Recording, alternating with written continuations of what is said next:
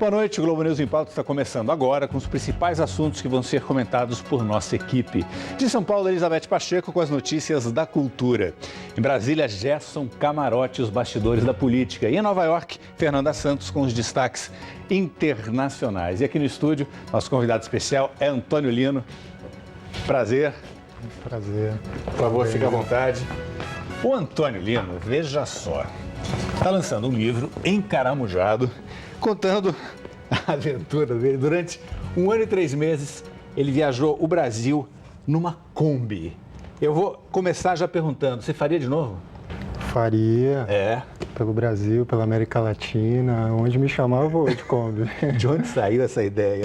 E nesses parâmetros, dessa forma de viagem?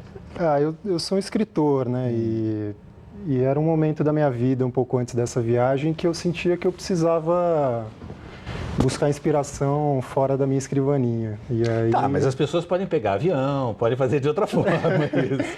Eu decidi ter uma experiência um pouco mais radical, digamos assim. Tá. E eu também sou super fã do Júlio Cortázar, o escritor argentino. E ele tem um livrinho que nem é muito conhecido, que se chama Os Autonautas da Cosmopista, em que ele narra daquele jeito cortasiano, né, genial, uma viagem super pouco comum, assim, porque ele pegou uma Kombi também, uma Kombi vermelha, saiu com a mulher dele e percorreu o trecho entre Paris e Marsella durante 30 dias, que nem é um trecho muito longo, mas ele parava em todos os pontinhos de parada, assim, Agora, essa sua viagem, né, foi absolutamente sem planejamento, você não tinha a próxima cidade, vou ficar durante tanto tempo, não era assim que você fez? Não, era um pouco ao vento, assim, ao sabor do vento.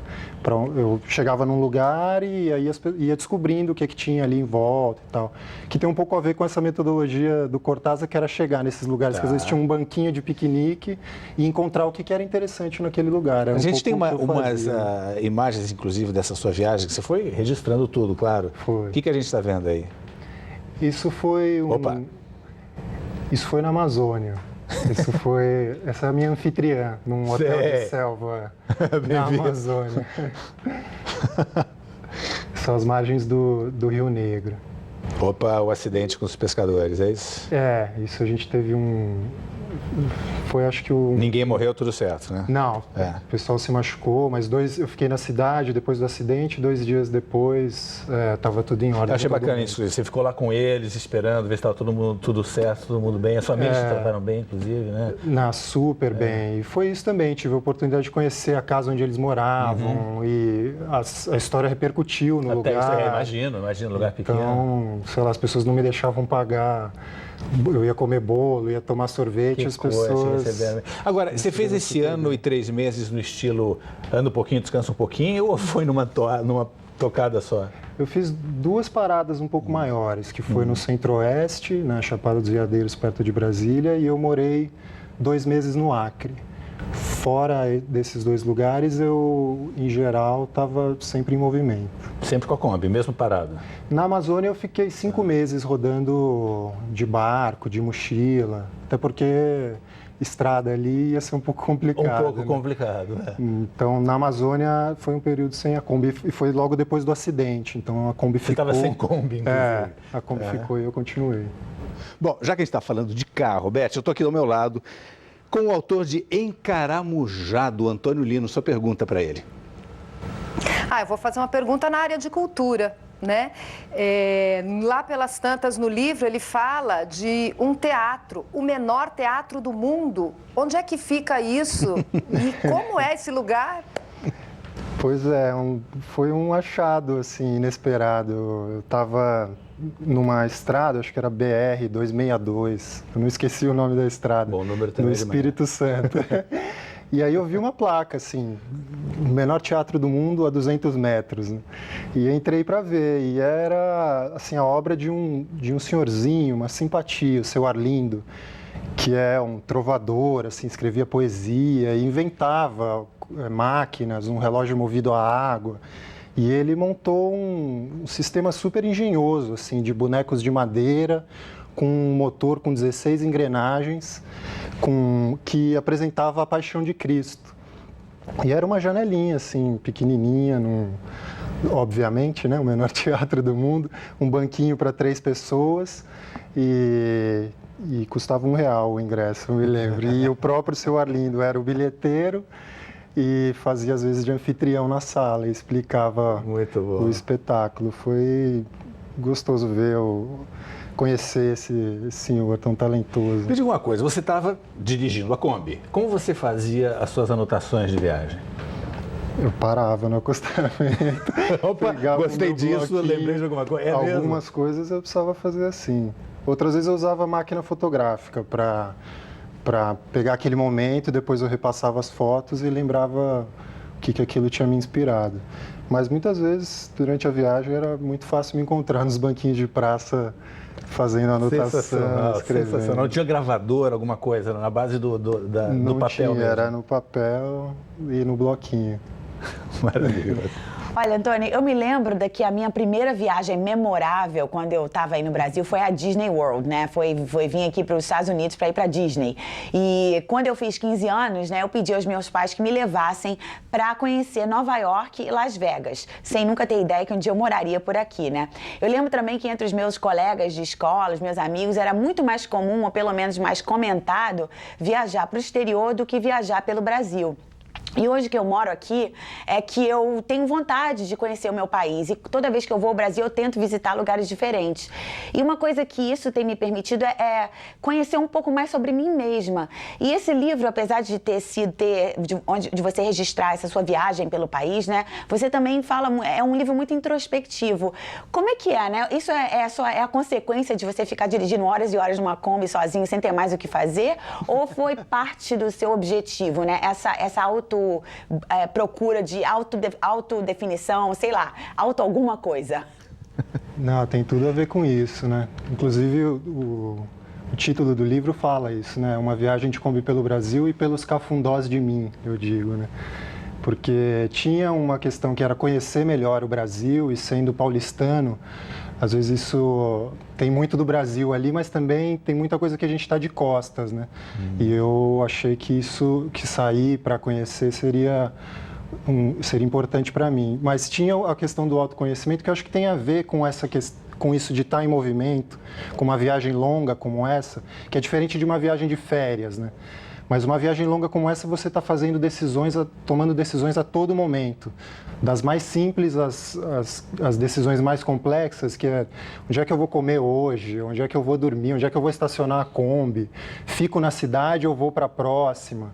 E isso a todo momento faz com que você se pergunte, o que eu quero agora? E esse exercício de se perguntar o que eu quero agora, para alguém como eu estar em São Paulo, e que é difícil fazer essa pergunta, porque você entra num turbilhão de coisas que acontecem ali fora e às vezes se esquece de comer, se esquece do que é mais importante para você. Então, passar um tempo viajando assim me faz encontrar um eixo. E mesmo na loucura de São Paulo, eu sinto que eu estou agora mais preparado para não ser atropelado pela vida da cidade grande. Você não tinha um prazo, um deadline, um compromisso pendente de esperando em momento algum da viagem? Não. Foram o quê? 30 mil quilômetros, é isso? Mais ou menos isso, 30 mil quilômetros. Eu tinha amigos, né? Eu gosto muito da cultura popular brasileira também, o folclore brasileiro me interessa muito. E eu sabia que em determinados meses, em algumas regiões, iam acontecer festas tradicionais. Seria interessante estar em determinados lugares. Então, minha rota, em alguns momentos, eu ajustava isso também, acelerava um pouco para estar no momento certo, no lugar certo, né? Mas, em geral, não tinha muito planejamento mesmo. Uma forma boa de se viajar.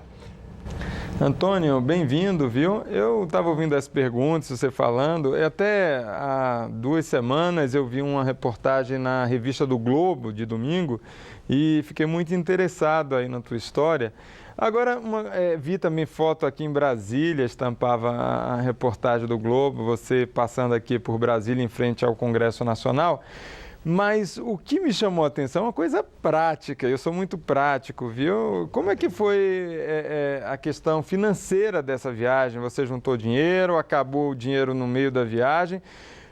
Porque ficar tanto tempo viajando, isso tem um custo, né? Eu tinha um dinheiro garantido e eu fiz alguns trabalhos durante a viagem que também financiaram, assim, ó. né, uma parte da viagem. Fiz uns trabalhos em Brasília, escrevi uns textos no Acre, vendi meus textos para continuar viajando. Mas acho que o grande exercício, mais do que aumentar o saldo, era diminuir as despesas, né? E acho que viver numa Kombi ajuda muito, assim. Foi uma viagem muito barata, porque eu não pagava hospedagem, né? Meu custo era com combustível e isso eu podia administrar. Seu carro era o quê? Flex diesel? Era Flex. Então também tinha isso. Em algumas regiões gasolina, eu optava álcool, tem que fazer gasolina, a continha, né? álcool. A questão da economia era uma decisão constante mesmo. E eu tomava decisões assim, mas será que esse mês eu já rodei tanto?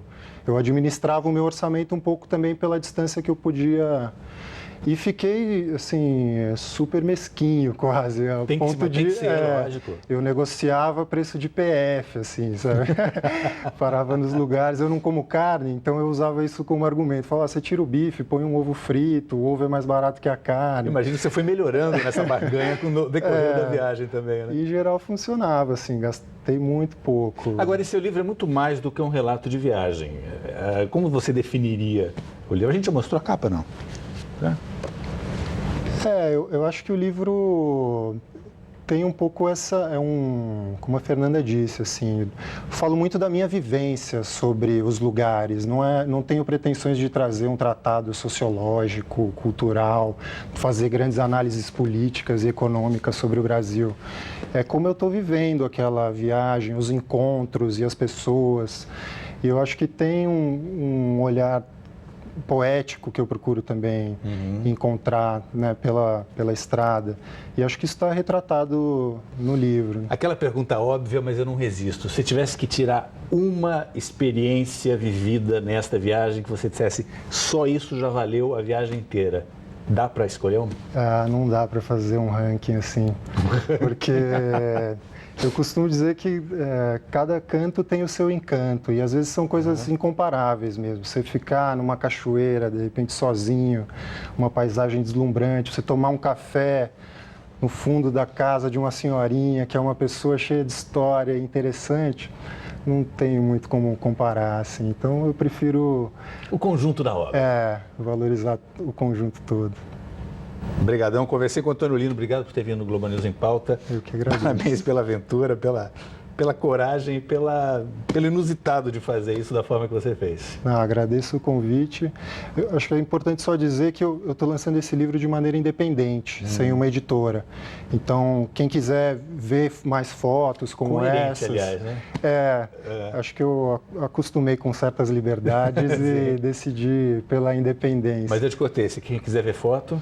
Tem o site do livro, que é o www.encaramujado.com.br. E aí dá para conhecer um pouquinho mais do roteiro todo que eu fiz por aí. Recado dado. Obrigado. Obrigado a vocês.